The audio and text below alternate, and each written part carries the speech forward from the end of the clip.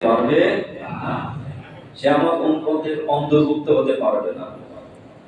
নবীজি সাল্লাল্লাহু আলাইহি সাল্লাম বিভিন্ন জায়গায় বিভিন্ন ভাবে বিভিন্ন কাজের কথা বলেছেন, যে ব্যক্তি এই কাজ করবে না সে আমার উম্মত বলে দাবি করতে পারবে না। তার ভিতরে অত্যন্ত গুরুত্বপূর্ণ একটি হলো বড়দের প্রতি শ্রদ্ধা এবং ছোটদেরকে স্নেহ করা। এই আদবের গুরুত্ব এত বেশি, আল্লাহ রাব্বুল আলামিন পবিত্র কোরআনুল কারীমে বিভিন্ন জায়গায় আদবের গুরুত্ব সম্পর্কে বলেছেন। যে ফেরাউনের দরবারে একদল জাদুকর থাকতো, এই জাদুকরদেরকে হযরত মুসা আলাইহিস সালামের বিপক্ষে সে রেডি করেছে, প্রস্তুত করেছে। মুসা আলাইহিস সালাম তার মুজিজার লাঠি নিক্ষেপ করবেন আর জাদুকররা তাদের জাদু প্রদর্শন করবে। উন্মুক্ত খোলা ময়দানে ওই জাদুকররা শুধুমাত্র একটা শিষ্টাচার পূর্ণ বক্তব্য দিয়েছিল। তারা বলেছিল যে আপনি কি আপনার মুজিজার লাঠি আগে নিক্ষেপ করবেন নাকি আমরা আগে করব?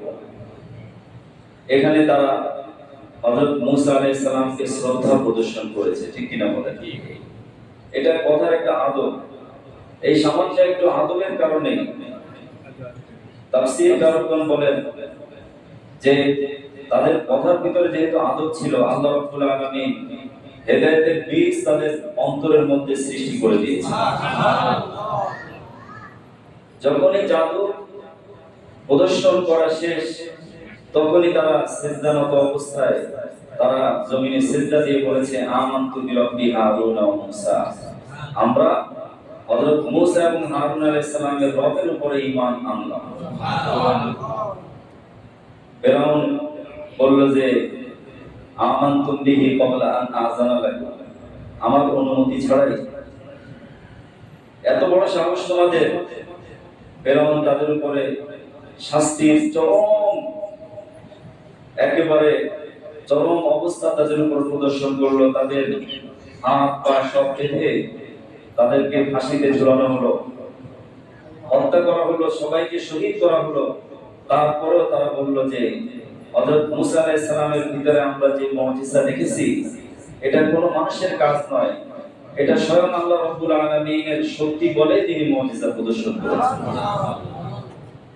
তো তাদের কথার মধ্যে কি ছিল? আদব ছিল। এমনকি মানুষ ছাড়া কোরআনে আল্লাহ রাব্বুল আলামিন ছোট্ট একটা প্রাণী, যে প্রাণী আমাদের পায়ের নিচেই থাকে, ক্ষুদ্র একটা প্রাণী যেটা যেখানে সেখানে হেঁটে বেড়ায়, সব সময় পরিশ্রমের মধ্যে থাকে, সেই প্রাণীটার নাম কি? পিঁপড়া। এই পিঁপড়া নিয়ে কোরআনুল কারীম আল্লাহ রাব্বুল আলামিন একটা সূরা নাযিল করেছেন, সূরাতুন নামল।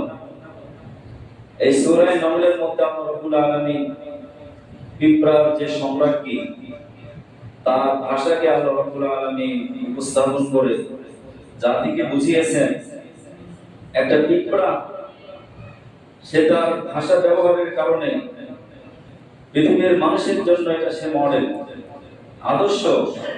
যে একজন শ্রদ্ধেয় ব্যক্তি অথবা একজন সম্মানিত ব্যক্তি, একজন শিক্ষক নিজের বয়সে বড়, তার সাথে আমি কেমন কথা বলবো, কেমন আচরণ করব, কি সৌজন্যতা দিয়ে তাকে আমি মুগ্ধ করব, আল্লাহ রাব্বুল আলামিন একটা পিঁপড়ার মাধ্যমে আমাদেরকে শিখিয়েছেন। পিঁপড়া বলেছে ইয়া আইয়াতুহান নামলু দুখুলু মাসাকিনা, হে পিঁপড়া জাতি, তোমরা যে যেখানে আছো প্রত্যেকে যার যার বাংকারে যার যার গর্তে লুকিয়ে পড়ো। লা ইয়াহতিমান্নাকুম সুলাইমান ওয়া জুনুদুহু ওয়া হুম লা ইয়াশউরুন। তিনি বললেন যে সুলাইমান আলাইহিস সালাম এবং তার সৈন্যরা, যারা তার সাথী আছে, বাহিনী আছে, তারা অজান্তেই হয়তো তাদের পায়ের নিচে তোমাদেরকে পিষ্ট করে ফেলবে, তোমরা মারা যাবে। তারা ইচ্ছা করে বিষয়টা করবে না, ওই যে সে শিষ্টাচার প্রদর্শন করেছে, ইচ্ছা করে যে করবে না, তাদের অজান্তে স্বাভাবিকভাবেই একটা মানুষ যখন দেখে যে একটা প্রাণী, নিরীহ একটা প্রাণী, সে ইচ্ছা করে প্রাণীর গায়ে হাত দেয়, ঠিক কিনা বলেন?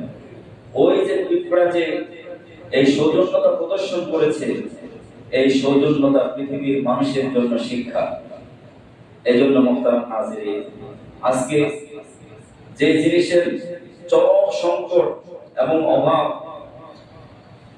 আমি নিজের কথায় বলি একেবারে দুর্ভিক্ষ, যেটা একেবারে চরম বর্তমানে অভাব পরিলক্ষিত হচ্ছে, সেটা হলো শিষ্টাচার, আদব। আমার কথার সাথে আপনারা একমত আছেন? আজকে ছোটদের প্রতি আমাদের যেমন স্নেহ নেই, বড়দের প্রতি আমাদের শ্রদ্ধা বুদ্ধি। কি বাজারে, কি হাটে, কি মাঠে, কি ঘাটে, কি শিক্ষাঙ্গনে, কি বিশ্ববিদ্যালয়, এমনকি আল্লাহর ঘর মসজিদ, যেখানে শুধুমাত্র আমরা আসি আল্লাহকে সিজদা দেওয়ার জন্য, আর কোনো উদ্দেশ্য আশা পায় না। যে মসজিদের নামই হলো সিজদার স্থান। মসজিদ শব্দের অর্থ কি? সিজদার জায়গা। এই সিজদার জায়গায় এসে আমরা আল্লাহকে সন্তুষ্ট না করে মসজিদ থেকে বের হয়ে যাচ্ছি, নিজের মাথায়, নিজের আমলনামায় এক রাশ গুনাহ এবং পাপ নিয়ে মসজিদ থেকে বের হচ্ছি, ঠিক কিনা বলে? তাহলে বোঝা গেল আমরা কোন জায়গায় আছি। আমাদেরকে আত্মসমালোচনা করতে হবে। আমাদের প্রিয় নবী জনাব রাসূলুল্লাহ সাল্লাল্লাহু আলাইহি ওয়াসাল্লাম, তিনি মক্কা থেকে কাফেরদের নির্যাতন, জুলুম, এরপরে আল্লাহর নির্দেশে মদিনায় হিজরত করলেন। মদিনায় ঠিক মসজিদে নববীর যাওয়ার আগে একটি জায়গায় তিনি অবস্থান করলেন। সেই জায়গাটার নাম হলো কুবা। জায়গার নাম কি? হাজী সাহেবরা সবাই জানেন। এই কুবা মসজিদে কোনো ব্যক্তি যদি এক ওয়াক্ত নামাজ আদায় করে, একটা উমরা হজ আদায় করার সওয়াব আল্লাহ রাব্বুল আলামিন ওই ব্যক্তিকে দান করে দেন। তিনি সেখানে গিয়ে একটা বাড়ি নির্মাণ করেননি, নিজে কোনো কিছু করেননি, সবার আগে তিনি একটা মসজিদ নির্মাণ করেছেন। কোন জায়গায়? মসজিদে কুবা। এবং এই মসজিদ নির্মাণ করে তিনি বলেছেন, লা মাসজিদুন উসসিসা আলা তাকওয়া মিন আউয়ালি ইয়াউমিন আহাক্কু বি। এই মসজিদটা হলো এমন মসজিদ যেখানে এর ভিত্তি, এর নির্মাণ, এর ফাউন্ডেশনটাই হলো তাকওয়া, আল্লাহর সন্তুষ্টি। কার সন্তুষ্টি? আল্লাহ।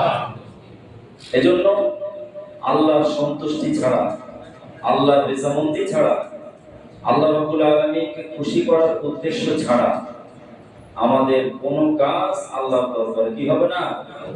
কবুল হবে না।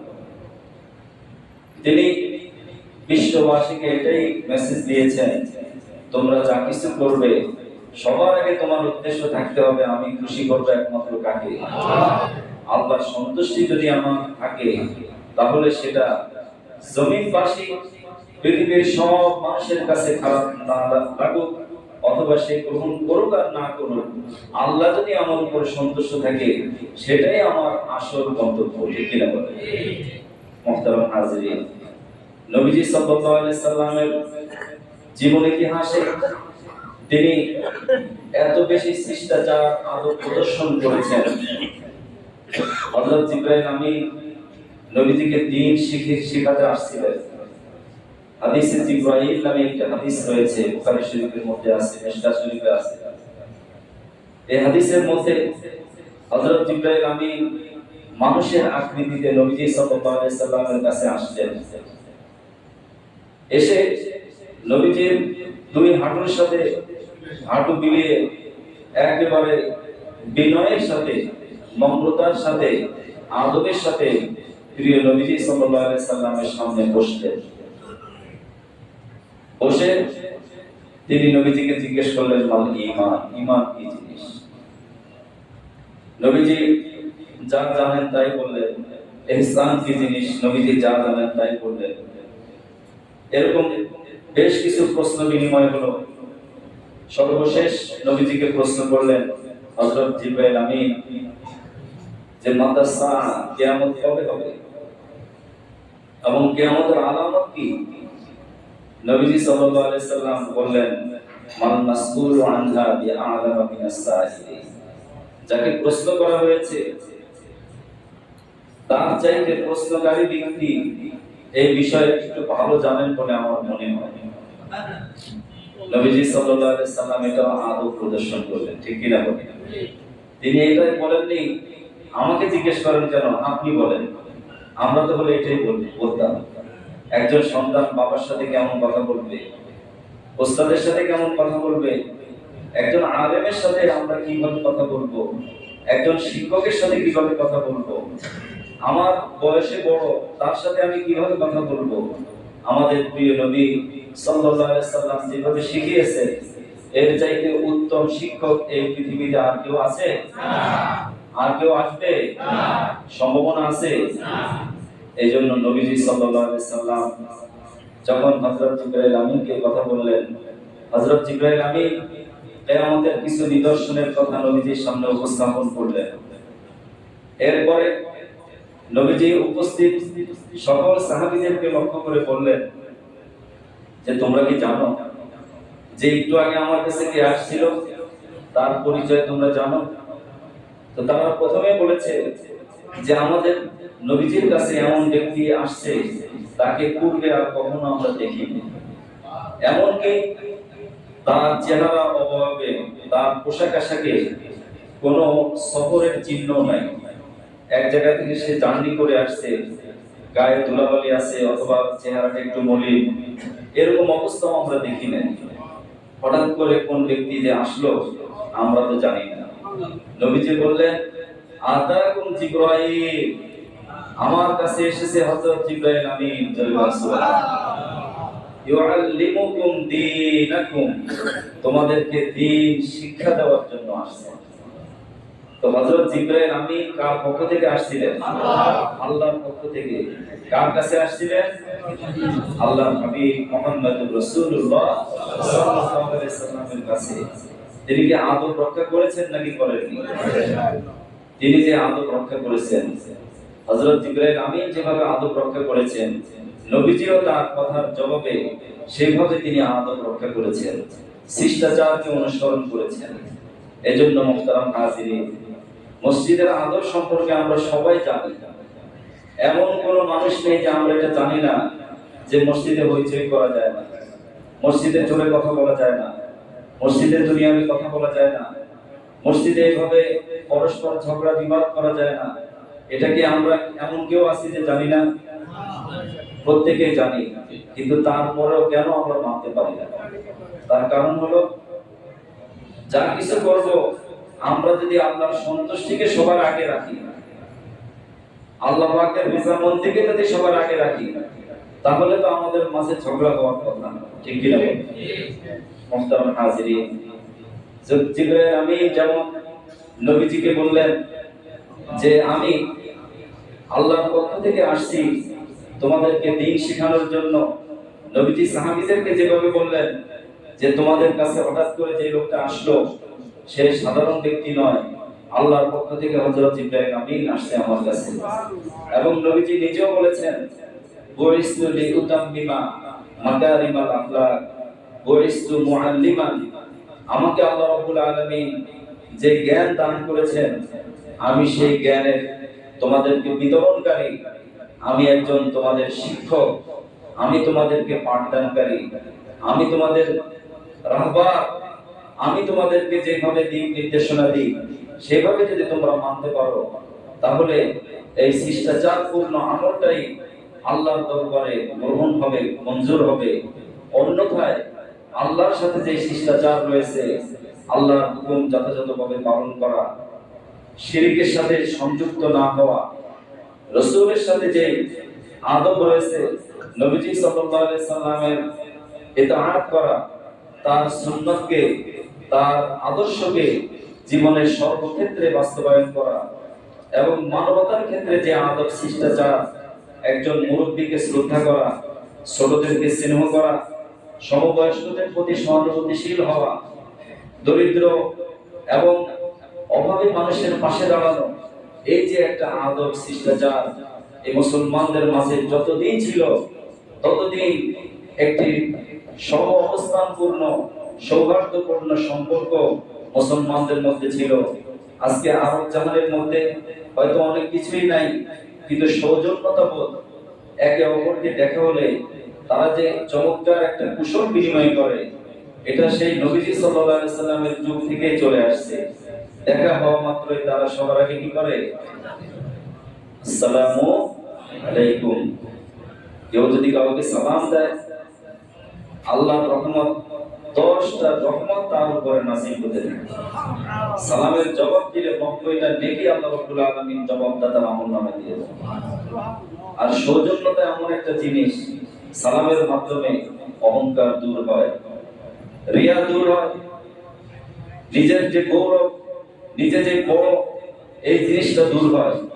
এজন্য মুহতারাম হাজিরিন, আমরা ধৈর্য, সহনশীলতা, আদব, মানবিকতা, নৈতিকতা ইত্যাদি এগুলোকে যদি ভুলে যায়, তাহলে আমাদের এই মসজিদ ছোট্ট একটা মসজিদ, এর চাইতে বিশাল বড় মসজিদ ঢাকা শহরে কম না বেশি? অসংখ্য মসজিদ আছে। আমাদের এই মসজিদের সুনাম, আমাদের সুনাম, এই মসজিদে যদি কোনো কিছু বদনাম হয় সেটা আমাদেরই বদনাম। কারণ আমি এই মসজিদের মুসল্লি, আমি এই মসজিদের ইমাম, আমি এই মসজিদের মুয়াজ্জিন, আমি এই মসজিদের এলাকায় থাকি।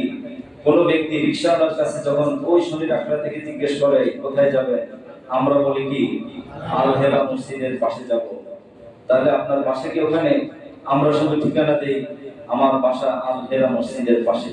তার মানে আমার আপনার ঠিকানা যেহেতু এখানে, এই জায়গাটা যদি নির্মল থাকে, এই জায়গাটা যদি সুন্দর থাকে, এখানে যদি সহাবস্থান থাকে, পরস্পরের মধ্যে যদি সৌহার্দ্য সম্প্রীতি থাকে, ভালোবাসা থাকে, অন্যান্য ব্যক্তিরা আমাদেরকে দিয়ে তারা গর্ব করবে, তারা ঈর্ষা করবে, তাদের মধ্যে এত মিল মহব্বত, আমাদের ভিতরে এত ঝগড়া কেন?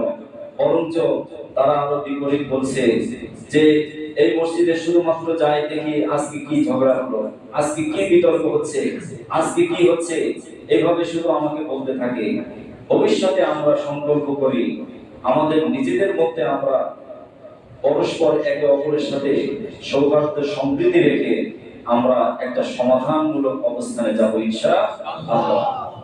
এই মসজিদ পড়ে থাকবে, আমি দুনিয়া থেকে চলে যাব। যিনি মসজিদের জমি দিয়েছেন তিনি কি দুনিয়াতে আছেন? যারা এর সাথে খেদমত করে মসজিদকে একেবারে পরিশ্রম করে করে গোষ্ঠী চাল আদায় করে করে মানুষের